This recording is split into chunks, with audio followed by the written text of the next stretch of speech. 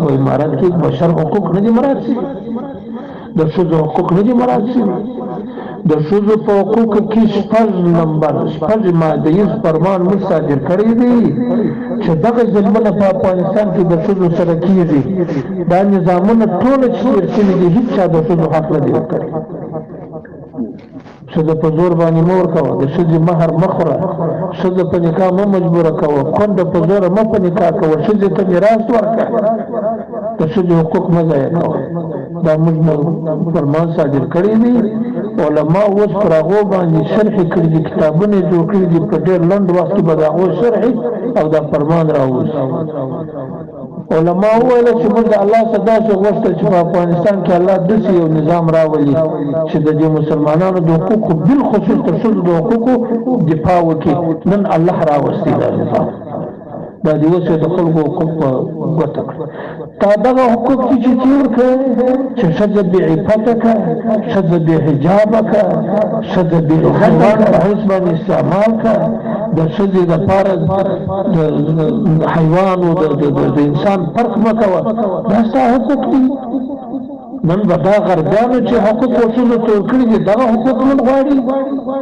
دا د ښځو حقوق دي دا بشر دوستي ده چې غرب یې غواړي د غرب خلاف به علما مقابله کوي دا د دې د دیموکراسۍ خلاف به علما مقابله کوي دا نن علما و چې دلته دیموکراسي په ځکه نه ایسته دا نن علما و چې نن دلته د غرب بیړۍ ورغرقه کړه دا نه ده دا مجاهدینو چې پرون قرباني ورکړي دي نن به هم قربانۍ ته روان دي ما ودی ټول مالم غربیانو ته موږ دا وایو شل کاله در سره جنګېدلي یو شل کاله به نور در سره جنګېږو بلکې دغه دا پر دغه ځای باندې خلاصه نه ده موږ په دې ځکه کې د الله دین راولو شریعت راولو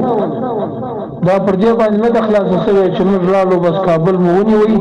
په ولایتو کې کښېناستو په چوکۍ کې به ناستو ټول شنې به خو خبره ختمه نه نه اوس موږ عملا شریعت راولو موږ د الله حدود نافذو دا به ته وایې چې دا د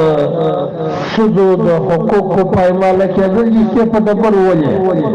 سبا به موږ د زنا حد تطبیقوو په عام محضر کې به ښځې په ډبرو باندې موږ رجم کوو بیا سبا به موږ د الله حدود نافذو په درو باندې به خلکو په عام محضر کې دا ټول ستا د دیموکراسۍ خلاف دي پر دې هر یو به ستا مقابله روانه وي ته هم د انسانیت ته نجات دعوهګیر یې زه هم د انسانیت ته نجات دعوهګیر ته د ټول انسانیت دعوه کوي چې زه آزادوم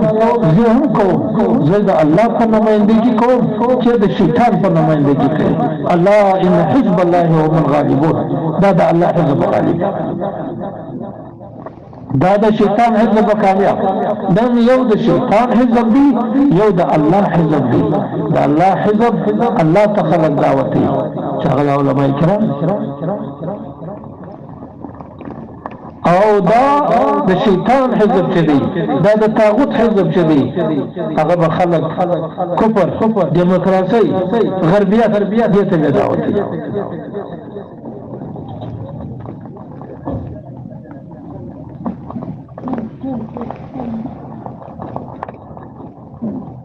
تاسو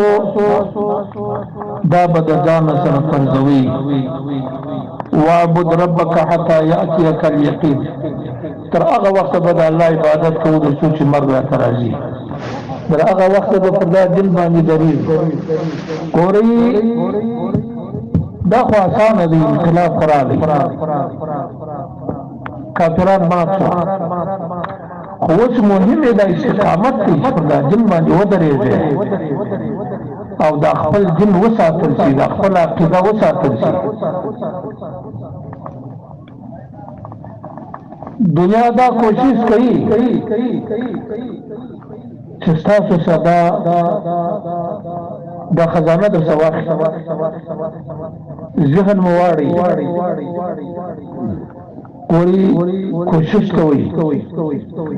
استقامت نه پاتې نشي. دنیا درته متوجه ده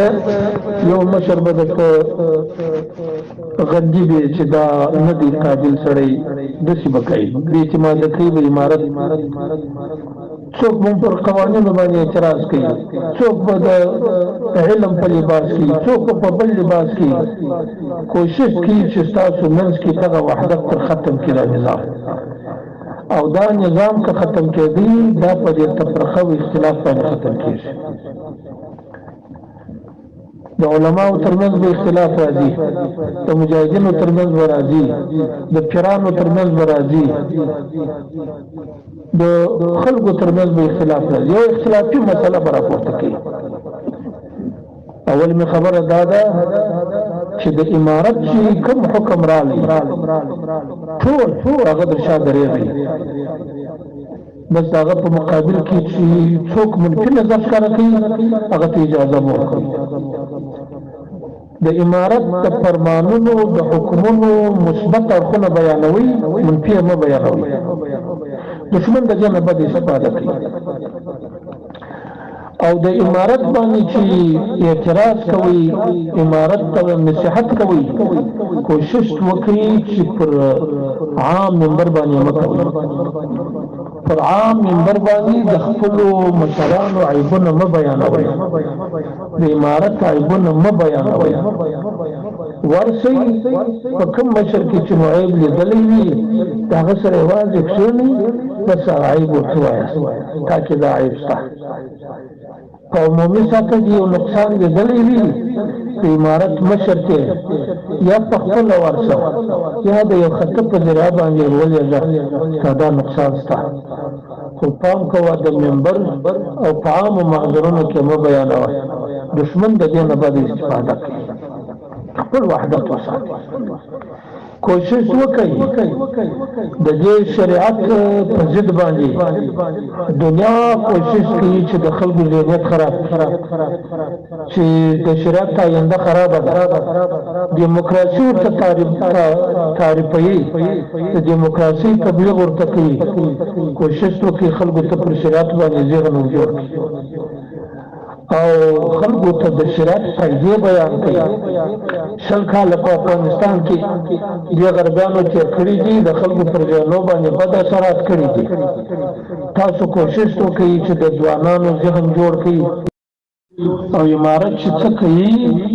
دوی ته دا یقین ورکړئ چې امارت ستاسو په ګټه کوي. ورې تاسو څومره جرمونه په افغانستان کې سوي ټولو ته معافي وکړه که بد اراده درلوده نن د هغه راکشوله یو په یو باندې بې اعدامه ولګوله، لکن نن د هغو پر بچیانو باندې موږ رحم کوو. د نورو یتیمانو سره یو ځای د دغو یتیمانو ته هم تاسو پیسې ورکړئ، معیوبینو ته پیسې ورکړئ. د هغه زموږ خلک دي. کافران کوشش کوي په موږ کې نفرت واچوي، دا د کافرانو کوشش دی چې په موږ کې به اختلافونه راولي. په آخر کې تاسو ته بیا مبارکي وایم. اللهم دا سعی او کوششونه قبول کړه. الله دې د دې مجاهدینو خدمتونه قبول کړي. او دا خاص وخت بیا خصوصي مبارکي وایم د ټولو دې الله مبارک کړي. نو زم دا ډېر وخت نه یم راغلی، دا خاص وخت دغه مې بهانه وګڼل. بس تاسو نو دغه زما پر راتګ باندې حساب کړي. الله جل جلاله دې د سرحدي صفات ته مخاوب ولري.